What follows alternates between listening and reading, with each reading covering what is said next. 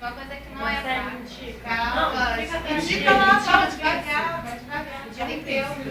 Boné, piercing, piercing. Não é indicado uma pessoa chegar assim, bem com o cabelo desse jeito.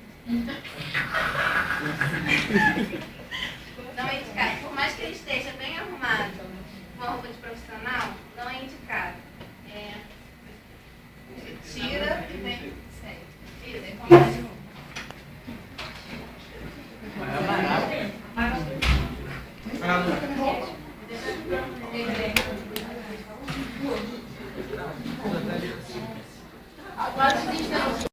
novo. Tá? Sempre, talvez, nunca.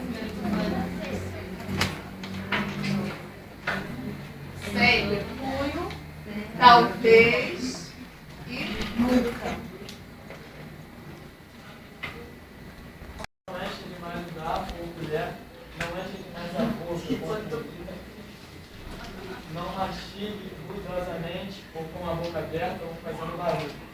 Nunca coma com a faca ou leve a boca, é um gesto horrível e perigoso. Não encha o garfo de comida com o auxílio da faca, coloque pequenas quantidades de cada vez.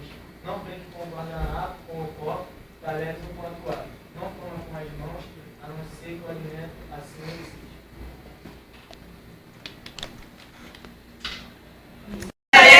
Descansando no prato e converse. Nada de conversar com talher. Aí põe na boca e fica assim. Não, quando a pessoa está usando garfo e faca, a pessoa tem essa mania de ficar assim. Aí pega a faca, não sei o que, com a faca. Não faça isso, gente. Isso é super deselegante. Michael mesmo, não pode estar presente hoje. Jean Alves. Acabou? Eu esperava o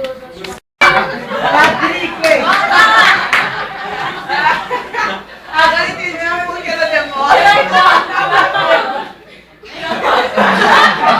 Alguém tira a foto em nome de Jesus. Deixa pra mãe ver essa Ficou parecidíssimo, ó. Gente, vamos concorda comigo. Sem o piercing, sem o boné, não ficou com uma aparência legal? Ficou Uma entrevista, é melhor esse Luciano ou o outro?